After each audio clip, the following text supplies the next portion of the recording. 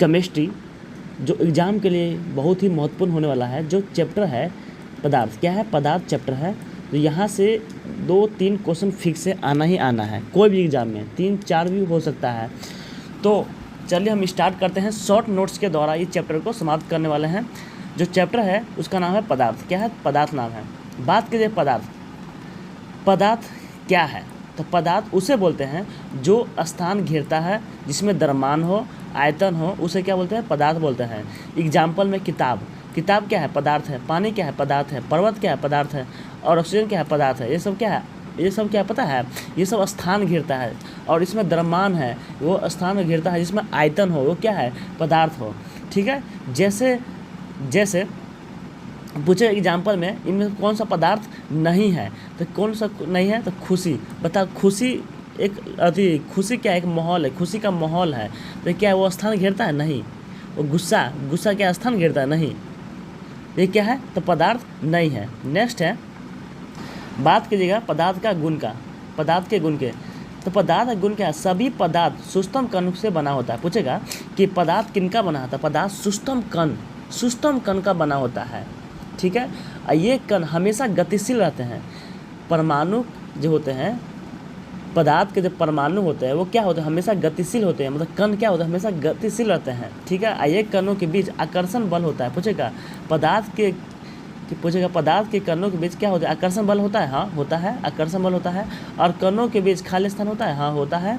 ठीक है, हर पदार्थ के कण अलग अलग होते हैं। देखिए, सभी पदार्थ सूक्ष्म कण के बना होता है, नो डाउट। ओके, ये पदार्थ क्या होते हैं, गतिशील होते हैं। हाँ होते हैं गतिशील।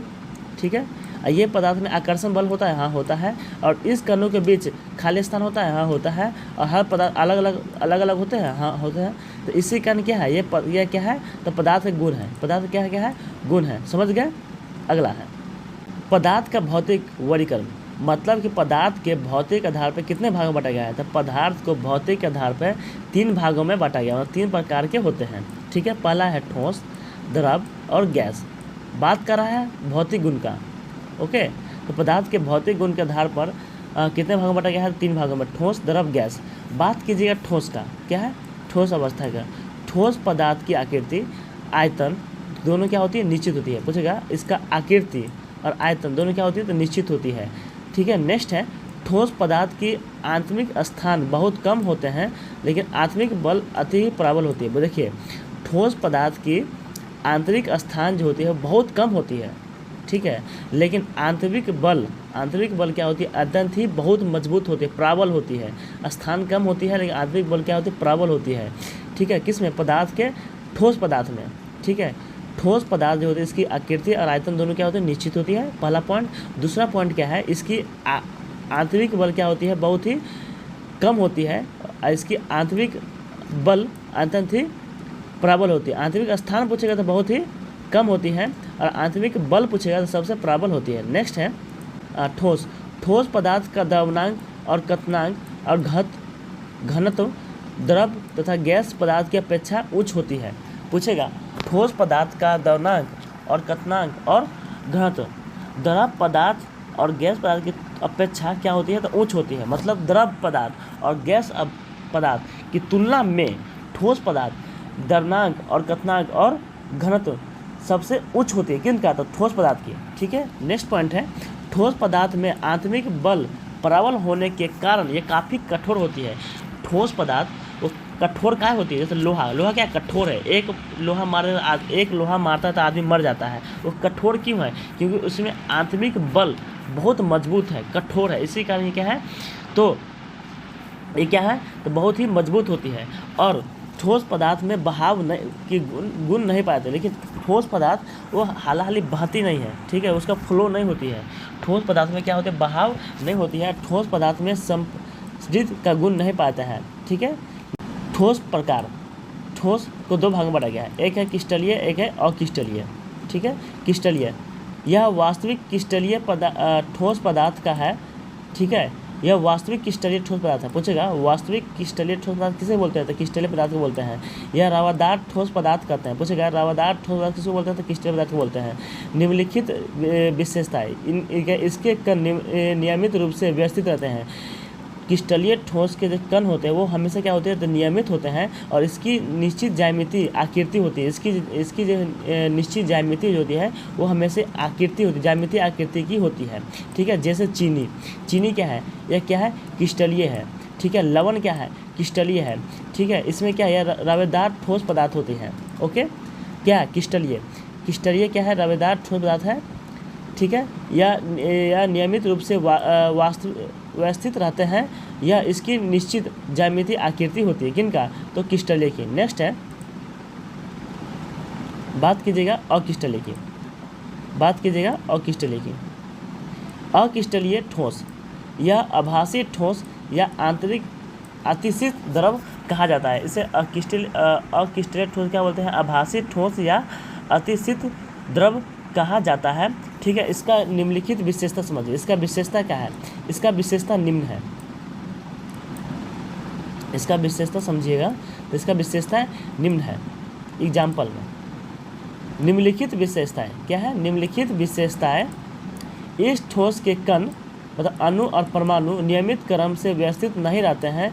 इसकी निश्चित आकृति नहीं होती है। हाँ, इसकी निश्चित आकृति नहीं होती है, लेकिन क्रिस्टलीय में निश्चित आकृति होती है। लेकिन किसमें आकृति निश्चित आकृति नहीं होती है, तो अक्रिस्टलीय में होती है। इसे गर्म करने पर यह मुलायम हो जाती है। हाँ, इसे गर्म करने पर मुलायम हो जाती है और धीरे धीरे बहने लगती है, जैसे कांच और रबर। ये क्या है, कांच को गर्म कीजिएगा ना तो देखिएगा तुरंत बहने लगेगा। ये क्या है, अक्रिस्टलीय है। जो बहेगा नहीं वो क्या है, क्रिस्टलीय, और जो बह जाएगा वो अक्रिस्टलीय। ओके, अगला है पदार्थ का द्रव अवस्था। पदार्थ के द्रव अवस्था।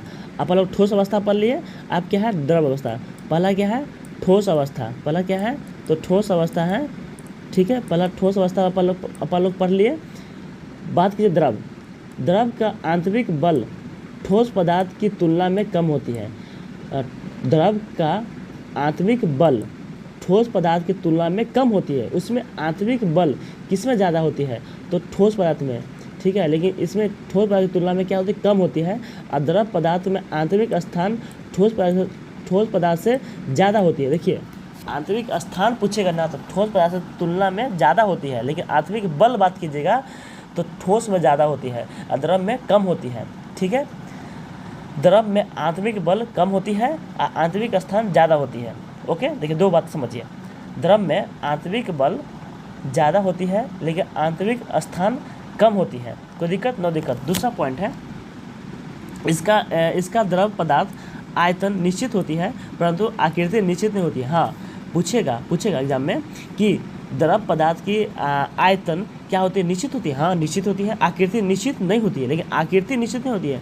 आयतन निश्चित होती है लेकिन आकृति निश्चित नहीं होती है। Okay, no doubt.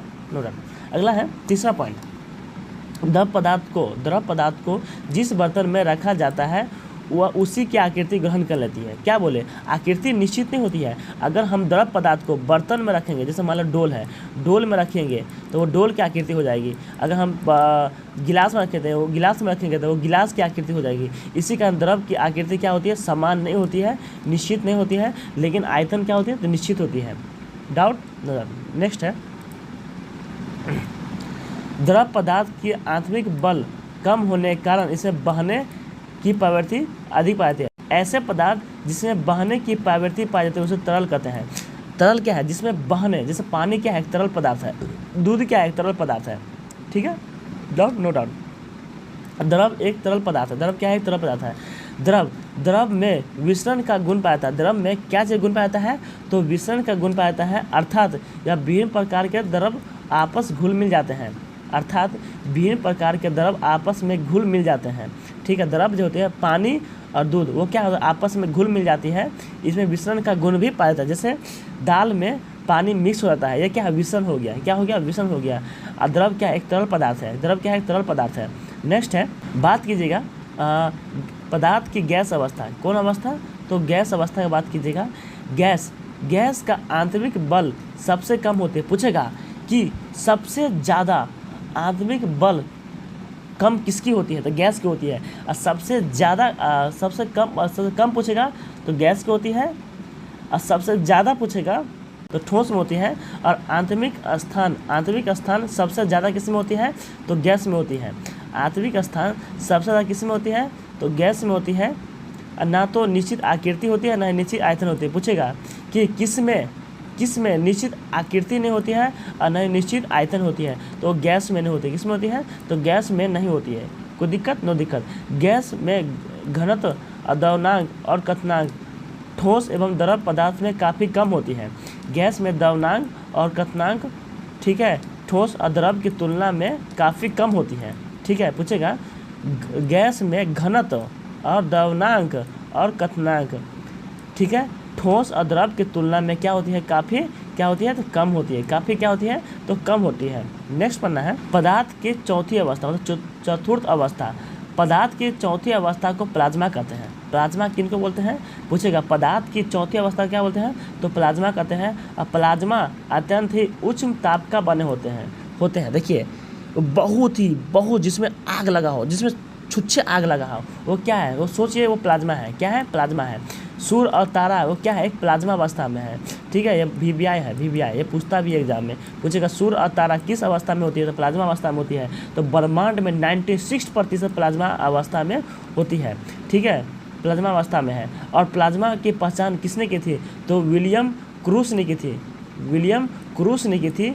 1879 में किया था। किसने किया था, 1879 में किया था। ठीक है, 1879 में किया था। ओके, पदार्थ की पांचवी अवस्था, ये क्या है, पांचवी अवस्था बोस-आइंस्टीन कंडक्शन बोलते हैं। ठीक है, बोस-आइंस्टीन कंडक्शन। पूछेगा पदार्थ की पांचवी अवस्था क्या बोलते हैं, बोस-आइंस्टीन कंडक्शन बोलते हैं। इसका कॉन्सेप्ट किसने दिया था, सत्येंद्र नाथ बोस ने दिया था।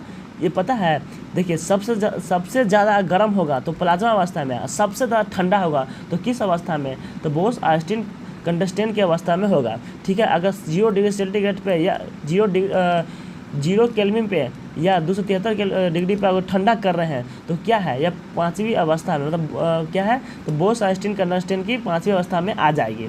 ठीक है, कोई दिक्कत, पांचवी अवस्था बन जाती है। अगला है पदार्थ की अवस्था। पदार्थ की अवस्था में परिवर्तन। ठोस पदार्थ को गर्म करेंगे तो क्या होगी, ठोस पदार्थ को अगर हम गर्म करेंगे, मतलब लोहा को गर्म करेंगे तो पिघलेगा, मतलब क्या है, द्रव में उसमें से क्या निकलेगा, उसको और गर्म करेंगे क्या निकलेगा, भाप, मतलब क्या होगा, गैस निकलेगा। क्या निकलेगा, गैस निकलेगा। अगर हम गैस को ठंडा करेंगे तो वो द्रव में बदल जाएगा। अगर हम द्रव को ठंडा करेंगे तो वो ठोस में बदल जाएगा। तो यही बात है, गर्म करने का अर्थ क्या होता है, गर्म करने का अर्थ होता है कि पदार्थ को ऊष्मा प्रदान करना। गर्म मतलब क्या है, पदार्थ को ऊष्मा प्रदान करना।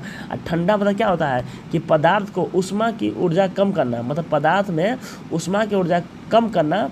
और गर्म मतलब क्या होता है कि पदार्थ में ऊष्मा प्रदान करना। ठीक है, सबसे ज़्यादा खर्च पता किस में होता है, तो ठंडा करने में। किस में होता है, तो ठंडा करने में। फिर से समझिए, ठोस को गर्म करेंगे तो द्रव में बदलेगा, और द्रव को गर्म करेंगे तो गैस में बदलेगा, और गैस को ठंडा करेंगे तो द्रव में बदलेगा, और द्रव को ठंडा करेंगे तो ठोस में बदलेगा। तो सबसे ज़्यादा खर्चीला किस में होता है, तो ठंडा, मतलब ठंडा करने में ज़्यादा खर्च होती है। नेक्स्ट है अवस्था की, गैसीय अवस्था को गर्म करते पर प्लाज्मा अवस्था प्राप्त होती है। हाँ, क्या बोले, अगर गैस अवस्था को गर्म करेंगे तो क्या होगी, तो प्लाज्मा अवस्था में होगी। अगर आप बात कीजिएगा कि ठोस अवस्था को अगर आप ठंडा कीजिएगा तो पांचवी अवस्था प्रदान करेगी। चौथी अवस्था किस में होगी, तो गैस को गर्म करेंगे। देखिए जैसे क्या लिखा है, देखिए गैस को गर्म करेंगे तो क्या होगा पता है, प्लाज्मा अवस्था में होगी। अगर आप ठोस को ठंडा करेंगे तो अगला क्या बनेगी, तो प्लाज्मा क्या बनेगी, तो बोस-आइंस्टीन कंडक्शन बनेगी। अगर आप इसको गर्म करेंगे तो प्लाज्मा अवस्था में बनेगी। अगर आप गैस को गर्म करेंगे तो प्लाज्मा अवस्था में बनेगी। अगर आप ठोस को ठंडा करेंगे तो बोस-आइंस्टीन कंडक्शन की अवस्था में आएगी, मतलब पाँचवीं अवस्था में आएगी। ठीक है, गलनांक, पहला पॉइंट क्या है, गलनांक मतलब इंग्लिश में क्या बोलते हैं, मेल्टिंग पॉइंट। ठीक है, वह तापमान जिसमें ठोस पदार्थ द्रव में बदल जाता है, वह तापमान जिसमें ठोस पदार्थ द्रव में बदल जाता है। जैसे लोहा को अगर गर्म करेंगे, ठीक है, गर्म करेंगे, जैसे मान लो बर्फ़ है, मान लो बर्फ़ को अगर हम गर्म करेंगे तो पानी बदलेगा। ये क्या है, गलनांक।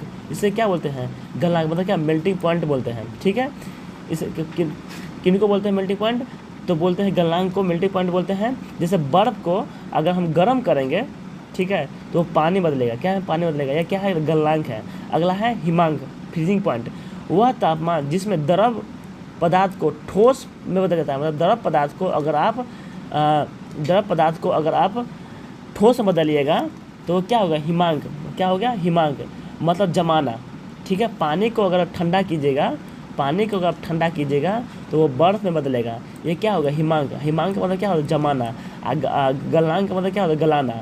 हिमांक मतलब जमाना, गलनांक मतलब गलना। ठीक है, गलना। ठीक है, नेक्स्ट है हाँ क्वथनांक। वह तापमान जिस पर द्रव पदार्थ को गैस में बदलना, मतलब आप जैसे मान लो कि पानी है, पानी को अगर आप गर्म कीजिएगा तो वो भाप बदलेगा। मतलब क्या है? क्वथनांक मतलब कथाई, मतलब कथखाई ना कहता ना गांव देहात में कि पानी का अर्थ कथखाई ना, तब ना उसमें भाप निकलता। हाँ, मतलब क्या? कथखाई। तो मतलब क्या? द्रव पदार्थ को गैस अवस्था में मतलब वाष्प में बदलना। ठीक है, उसे क्या बोलते हैं? क्वथनांक बोलते हैं। और पानी जैसे उबालना, क्वथनांक क्या? उबालना। क्वथनांक मतलब क्या होता है? उबालना। क्या होता है? उबालना। पानी को गर्म करेंगे तो क्या होगा? तो वो भाप में बदलेगा। ठीक है, ये क्या हो गया? क्वथनांक हो गया। नेक्स्ट है क्या है? सघन बिंदु। वह तापमान जिस पर गैस द्रव में बदलती है, मतलब गैस जो होती है वो द्रव में बदलती है, सघन में होती है, मतलब भाप है। भाप को अगर गर्म कीजिएगा, ठीक है, भाप को अगर बदलिएगा तो पानी में बदलेगा। इसे क्या बोलते हैं? सघन बोलते हैं। ठीक है, क्या बोलते हैं? सघन बिंदु बोलते हैं। ठीक है, कोई दिक्कत? नो दिक्कत। अगला है पदार्थ का रासायनिक वर्गीकरण। बात कीजिएगा पदार्थ के रासायनिक वर्गीकरण के आधार पर। ठीक है, पदार्थ को 3 भागों में बांटा गया है। भौतिक गुण समझ के लिए, भौतिक गुण को ठोस, द्रव, gas, plasma, Bose, Einstein, condensate. बात कीजिएगा पदार्थ के रासायनिक वर्गीकरण, तो इसे 3 भागों में बांटा गया है, तत्व, यौगिक और मिश्रण। बात कीजिएगा तत्व और यौगिक क्या है? एक शुद्ध पदार्थ है। क्या है? तो शुद्ध पदार्थ है। मिश्रण क्या है? एक अशुद्ध पदार्थ है। मिश्रण क्या है? एक अशुद्ध पदार्थ है। ठीक है, प्राकृतिक मूल पदार्थ तत्व। बात कीजिएगा प्राकृतिक का मूल पदार्थ क्या है? तत्व है। पूछेगा कि प्राकृतिक का मूल पदार्थ क्या है? एक तत्व है। यौगिक तथा मिश्रण क्या है? एक यौगिक तथा मिश्रण का निर्माण तत्वों के द्वारा ही होता है। पूछेगा एग्जाम में कि यौगिक और मिश्रण का निर्माण कैसे होता है? तत्व के द्वारा ही होता है। ठीक है, तत्व के द्वारा ही होती है। तो बात कीजिएगा तत्व का मतलब एलिमेंट्स का, तो तत्व एक ही प्रकार के परमाणु के बने होते हैं। तत्व क्या है? तो एक ही प्रकार के परमाणु के बने होते हैं। Okay, no doubt. ठीक है, एक ही तत्व क्या होता है? जो देखो, जो सिंगल रहता है ना वो तत्व, और जो दूगो रहता है ना ये यौगिक। ठीक है, तो तत्व क्या? एक ही प्रकार के परमाणु के बना होता है। और तत्व के सूक्ष्म कण को परमाणु कहते हैं। पूछेगा तत्व के सूक्ष्म कण क्या बोलते हैं? तो परमाणु कहते हैं। तो 118 तत्व की खोज अभी तक लगभग 118 तत्व की खोज हो चुकी है। ठीक है, एग्जाम्पल पूछेगा कि इनमें कौन कौन सा तत्व है? ऑक्सीजन क्या है? तत्व है। सोना क्या है? तत्व है। पारा क्या है? तत्व है। लोहा क्या है? एक तत्व है। लोहा क्या है? एक तत्व है। पारा क्या है? एक तत्व है। सोना क्या है? एक तत्व है। ऑक्सीजन क्या है? एक तत्व है। अभी तक 118 तत्व की खोज हो चुकी है। ठीक है, तत्व के सूक्ष्म कण क्या बोलते हैं? तो परमाणु का। तत्व की बात कीजिएगा तो भौतिक तथा रासायनिक के आधार पर इन्हें 3 भागों में बांटा गया है। पहला है धातु, ठीक है, दूसरा है अधातु और तीसरा है उपधातु। ठीक है, अगर हम धातु की बात कीजिएगा तो यह क्या होती है? तो ठोस होती है। क्या होती है? ठोस होती है। यह ऊष्मा तथा विद्युत का सुचालक होती है। धातु जो होती है वो ऊष्मा तथा विद्युत का सुचालक होती है और तथा यह कठोर होती है। क्या? धातु। और इसमें विशेष प्रकार की चमक रहती है। जितना भी चमकीला चीज़ होती है ना, जैसे सोना, चांदी, एल्युमिनियम, सोडियम, सोना, ये क्या है? एक धातु है, क्योंकि यह चमकता है और इसमें विद्युत का सुचालक भी है। यह विद्युत क्या है? सुचालक भी है। अभी तक लगभग 80 धातु की खोज हो चुकी है, उससे प्लस भी है। तो एग्जाम में पूछेगा कि चांदी क्या है? धातु है कि अधातु है कि उपधातु है? तो क्या है? तो धातु है। सोना क्या है? तो धातु है। एल्युमिनियम क्या है? धातु है। धातु क्या होती है? ठोस होती है, ऊष्मा तथा विद्युत का सुचालक होती है। यह इसमें विशेष प्रकार की चमकीला चीज़ पाई जाती है और यह कठोर होती है। बात कीजिए धातु का, यह अधिकांश गैस अवस्था में होती है। अधातु जो होती है वो अधिकांश कौन सा अवस्था में होती है? तो किस अवस्था में होती है? तो बात कीजिएगा गैस अवस्था में होती है। किस अवस्था में होती है? तो गैस अवस्था में होती है। बात कीजिएगा कुछ अधातु ठोस भी होते हैं। हाँ, अधातु जो होती है वो गैस अवस्था में भी पाई जाती है तथा ठोस अवस्था में पाई जाती है, और ऊष्मा तथा विद्युत के कुचालक भी होते हैं। या विद्युत, यह क्या है, अधातु क्या होती है, कुचालक होती है, ठीक है, लेकिन धातु क्या होती है, तो सुचालक होती है। ऑक्सीजन, नाइट्रोजन और फ्लोरीन तथा कार्बन जैसे सल्फर, ये क्या है, अधातु है। नाइट्रोजन क्या है, अधातु, ठीक है। फ्लोरीन क्या है, क्लोरीन क्या है, तो अधातु। सल्फर क्या है, अधातु। बात कीजिए उपधातु का, देखो धातु और अधातु दोनों मिलकर किस चीज़ का निर्माण करती है, तो उपधातु का निर्माण करती है। किस चीज़ का निर्माण करती है, तो उपधातु का निर्माण करती है। बात कीजिएगा उपधातु, ठीक है, उपधातु बात कीजिएगा सिलिकॉन, ऑर्सेनिक, एंटीमनी, लिथियम, ठीक है। एग्जाम पूछ देगा यहाँ से क्वेश्चन आता है, ठीक है। सिलिकॉन, ऑर्सेनिक, एंटीमनी, लिथियम, ठीक है, लिथियम, तो ये क्या है, एक उपधातु है। पूछेगा इनमें से कौन सा उपधातु है, तो सिलिकॉन, ऑर्सेनिक, एंटीमनी, लिथियम, ये क्या है, तो उपधातु है। क्या है, उपधातु है। ओके, ये क्या है, तो उपधातु है। नेक्स्ट है यौगिक का निर्माण दो या दो तत्व के रासायनिक अभिक्रिया से होती है। देखिए तत्व के निर्माण जो होती है, या दो से अधिक तत्व मिलकर, दो तत्व मिलकर यौगिक का निर्माण करते हैं, या दो से अधिक तत्व के मिलकर यौगिक का निर्माण करती है, ठीक है। यौगिक का निर्माण करती है रासायनिक अभिक्रिया के द्वारा। पूछेगा यौगिक का निर्माण किसके द्वारा होती है, तो रासायनिक अभिक्रिया के द्वारा होती है, ठीक है। और यौगिक में अवायवीय तत्व को भौतिक विधि द्वारा अलग नहीं किया जाता है। पूछेगा कि यौगिक को किस तत्व के द्वारा अलग किया जाता है, किस विधि के द्वारा, ठीक है, तो रासायनिक विधि द्वारा अलग किया जाते हैं, लेकिन भौतिक विधि के द्वारा अलग नहीं किया जाता है, लेकिन रासायनिक विधि के द्वारा अलग किया जाता है, ठीक है।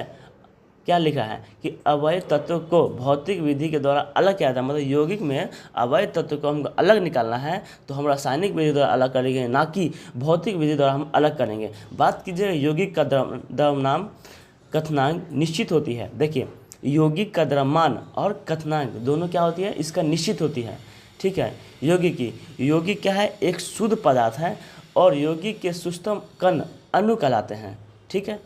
यौगिक के सूक्ष्म कण अणु कहलाते हैं। बात कीजिएगा यौगिक क्या है, एक ठोस भी होते हैं। यौगिक क्या होते हैं, एक ठोस भी होते हैं, द्रव में होते हैं, ठीक है, तथा गैस भी होती है। यौगिक की बात कीजिएगा यह ठोस भी होती है तथा गैस भी होती है, ठोस भी होती है, द्रव भी होती है, गैस भी होती है, ठीक है। जैसे H2O क्या है, देखिए जैसे मान लीजिए कि H2O ये क्या है, यौगिक है। देखिए हाइड्रोजन क्या है, तत्व है, ऑक्सीजन क्या है, तत्व है। ये दोनों मिलकर किसका निर्माण करेगी, तो यौगिक क्या है, तो H2O क्या है, एक यौगिक है, मतलब जिसमें सिंगल होगा वो तत्व, जिसमें डबल होगा ये यौगिक, ठीक है। तो यौगिक जो होती है वो ठोस भी होती है, द्रव भी होती है और गैस भी होती है। जैसे चूना CaO, मतलब चूना का फॉर्मूला क्या है, CaO, मतलब दोनों मिक्स हो गया ना। अमोनिया क्या है, अमोनिया हो गया, चूना पत्थर हो गया, तो क्या है, एक यौगिक पदार्थ है। कार्बन क्या है, एक तत्व है। हाइड्रोजन क्या है, तत्व है। ऑक्सीजन क्या है, तत्व है। जो सिंगल रहे और जो 3-4 को मिलकर फार्मूला बने वो क्या है, यौगिक है। ये क्या है, यौगिक है। नेक्स्ट है तत्व तथा यौगिक का अंतर। बात कीजिएगा तत्व और यौगिक का अंतर के बताइए, दर्शाइए। एग्जाम में पूछ सकता है कि निम्नलिखित में से मेन से पूछ सकता है कि तत्व और यौगिक में अंतर सुझाइए। तो तत्व समान प्रकार के परमाणु का बना होता है। तत्व जो होती है वो समान प्रकार के परमाणु से बना होता है, बल्कि यौगिक जो होती है एक या एक से अधिक परमाणु से मिलकर बना होता है। हम आपको क्या बोले कि तत्व जो होती है वो एक परमाणु से मिलकर बना होता है, जबकि यौगिक जो होती है वो 2 को मिलकर बना होता है। मतलब ये डबल बॉन्ड है, मतलब 2 को मिलकर काम करे है। तत्व अकेले काम है, तत्व अकेला काफ़ी है, और यौगिक डबल में काफ़ी है। तो बात कीजिएगा तत्व तथा यौगिक का रासायनिक गुण एवं भौतिक गुण एक दूसरे से बिल्कुल क्या होती है, अलग होती है। बात कीजिएगा भौतिक तथा यौगिक तत्व तथा यौगिक का रासायनिक गुण, भौतिक गुण एक दूसरे से क्या होती है, अलग होती है। इन लोगों की क्या होती है, भौतिक गुण क्या होती है, अलग होती है। भौतिक गुण एवं रासायनिक गुण दोनों क्या होती है, एक दूसरे से क्या होती है, अलग होती है। और तत्व के अपरूपता की घटना पाई जाती है। तत्व में किसी घटना पाई जाती है, तो अपरूपता की घटना पाई जाती है, लेकिन यौगिक में अपरूपता की घटना नहीं पाई जाती है। ठीक है, तत्व की अपरूपता की घटना पाई जाती है, लेकिन यौगिक में अपरूपता की घटना नहीं पाई जाती है।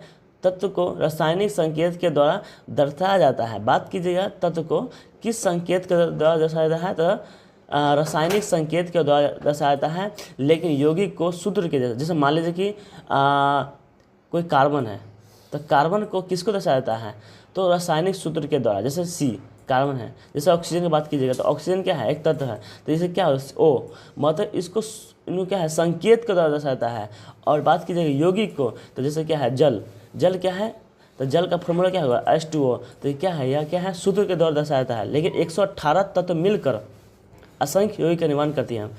अभी तक कितना एलिमेंट्स हैं, तो 118 है। यही 118 एक दूसरे से मिलकर क्या चीज़ का निर्माण करती है, तो यौगिक का निर्माण करती है। और तत्व के गुण के आधार पर धातु अधातु बांटा जाता है। ठीक है, तत्व के गुणों के आधार पर धातु और अधातु के बांटा जाता है। यौगिक को अम्ल भस्म लवण है। देखिए बात कीजिएगा, देखिए यौगिक को अम्ल भस्म और लवण भी होते हैं।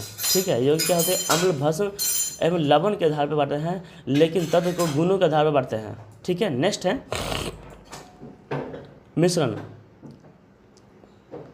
मिश्रण का बनना एक भौतिक परिवर्तन है। बात कीजिएगा मिश्रण क्या है, जैसे मान लीजिए कि दाल बनाना है, तो दाल में क्या है कि सब चीज़ मिक्स है।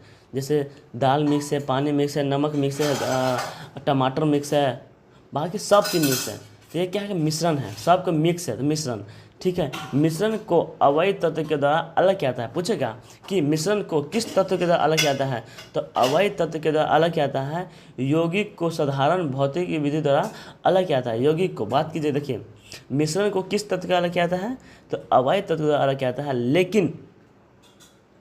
लेकिन यौगिक को साधारण भौतिकी विधि के द्वारा अलग किया जाता है। ठीक है, यौगिक को साधारण भौतिकी विधि के द्वारा अलग किया जाता है, और मिश्रण का द्रव्यनांक एवं कथनांक निश्चित नहीं रहता है।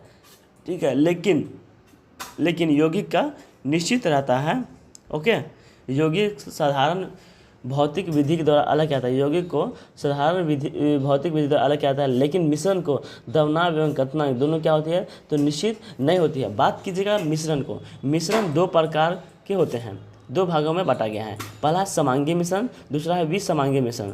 बात कीजिए जो पूरा घुल जाए, जैसे शरबत क्या है, समांगी मिश्रण, जो पूरा घुल जाए, पता न चले, जिसको माइक्रोस्कोप से पता न चले कि चीनी कहाँ है, नमक कहाँ है, उसमें नींबू कहाँ है, ऐसा जिससे खोज नहीं सकते हैं। जैसे शरबत, हवा को देख सकते हैं खुली आंखों से? नहीं। जिन्हें हम खुली आंखों से देख सकते हैं वो है विसमांगी मिश्रण, जिसे हम खुली आंखों से नहीं देख सकते हैं वो है समांगी मिश्रण। जैसे पूरा घुल जाए, समांगी में क्या है, पूरा घुल जाए, लेकिन विसमांगी क्या है, वो पूरा घुल नहीं सके। जैसे प्रदूषित हवा, जिससे क्या पूरा घुलता है, नहीं घुलता है। जल में क्या बहुत सारा मिक्स होती है, मक्खन बहुत सारा मिक्स होती है, पनीर पता चलता है, सब पता चलता है, लेकिन शरबत में दिखाइए पता करके कहाँ चीनी है, कहाँ नमक है, कहाँ नींबू है, कर सकते हैं, नहीं कर सकते हैं। ये क्या समांगी। तो मिश्रण को दो भाग में बांटा गया, एक समांगी मिश्रण, एक विसमांगी मिश्रण। ठीक है, नेक्स्ट है आसवन विधि क्या है। बात कीजिएगा आसवन विधि, किसी द्रव को गर्म करके भाप बनता है। जैसे मान लीजिए द्रव क्या है, मतलब पानी, H2O का, जल क्या है, जल को अगर हम गर्म करेंगे तो क्या निकलेगा, भाप निकलेगा। ठीक है, फिर से उसे ठंडा करके वापस द्रव बनाया, मतलब फिर भाप को ठंडा करेंगे तो वो फिर द्रव बनेगा। तो इस प्रक्रिया को क्या बोलते हैं, तो आसवन विधि बोलते हैं। जैसे मान लो कि पानी है, पानी को अगर गर्म करें तो भाप बना, और भाप को अगर हम ठंडा करें तो वो फिर से द्रव बना। तो ऐसी प्रक्रिया को क्या बोलते हैं, तो आसवन बोलते हैं। क्या बोलते हैं, तो आसवन बोलते हैं। ओके, देखिए H2O क्या है, द्रव है। ठीक है, इन्हों गर्म किए तो भाप बना, अगर हम भाप को ठंडा करें तो द्रव बना, तो यही है। जैसे नमकीन पानी से शुद्ध पानी बनना, जैसे नमकीन पानी है, ठीक है, नमकीन पानी से शुद्ध पानी से, जैसे समुद्र का पानी है, ठीक है, समुद्र को पानी को, ठीक है, आसवन विधि के द्वारा इसमें से गंदगी निकाल के शुद्ध पानी क्या आता है, ठीक है। तो नमकीन पानी को, मतलब समुद्र के पानी को किस विधि के द्वारा पीने योग्य पानी बनाता है, तो आसवन विधि के द्वारा बनाता है। पहले वाष्पीकरण क्या आता है, पहले क्या है, पहले इसमें वाष्पीकरण क्या आता है, फिर बाद में सघन क्या आता है, ठीक है। आसवन विधि में क्या आता है, पहले तो वाष्पीकरण क्या आता है, पहले वाष्प क्या आता है, फिर इसमें जब वाष्प बन के इसे सघन मतलब एकजुट कर सके तब ये क्या है, किस प्रक्रिया में काम करते हैं, तो आसवन विधि में, ठीक है। और इस विधि तब काम करते हैं जिसमें कथनांक ज़्यादा होती है, जिसका कथनांक ज़्यादा रहेगा उसमें आसवन विधि का काम करेगा, जिसमें कथनांक कम होगा तो किस विधि, प्रभाजी में काम करेगा, ठीक है। ये है जिसका कथनांक कम होगा, जिसका कथनांक ज़्यादा होगा तो आसवन विधि में काम करेगा। आसवन विधि के द्वारा ही समुद्र का पानी पीने योग्य बनाता है, ठीक ना। जैसे सऊदी अरब में क्या है, समुद्र का पानी पीता है, तो यहाँ क्या है कि समुद्र का पानी को शुद्ध करता है, ठीक है, आसवन विधि द्वारा पीने योग्य पानी बनाता है, इसी कारण वहाँ के पानी सब पीता है, ठीक ना। नेक्स्ट है प्रभाजी आसन। क्या बोले, प्रभाजी आसन। प्रभाजी आसन क्या है, जिसका ये क्या है, द्रव अद्रव को मिश्रण अलग करते हैं, मतलब कि द्रव अद्रव को अलग करते हैं तो प्रभाजी आसन हुआ, ठीक है। द्रव अद्रव को मिश्रण अलग करते हैं तो क्या हो गया, तो प्रभाजी आसन हो गया, ठीक है। इसका कथनांक कम रहे, 10 डिग्री से कम रहे तो प्रभाजी आसमन की तरह काम करेगा, ठीक है। जिसका कथनांक ज़्यादा रहेगा तो आसमन, जिसका कथनांक ज़्यादा कम रहेगा तो प्रभाजी। द्रव मिश्रण को अलग कौन करता है, तो प्रभाजी आसमन की तरह अलग करते हैं। अगला है क्रोमेटोग्राफी। कई विलेय पदार्थ विलायक में घुले हो तो ऐसे मिश्रण को क्रोमेटोग्राफी कहते हैं। जैसे मान लीजिए एक पदार्थ में, जैसे एक गैनर में, ठीक है, विलेय और विलायक दोनों क्या है, मिला हो, ठीक है, उसको अलग अलग करके किया जाए, अलग अलग करके, जैसे मान लो चाय है, ठीक है, चाय क्या है, एक क्रोमेटोग्राफी है। जैसे मान लो कि चाय में दूध है, पानी है, चीनी है, चाय पत्ती है, और इसको क्या करें, अलग अलग करें, क्या करें, अलग अलग करें।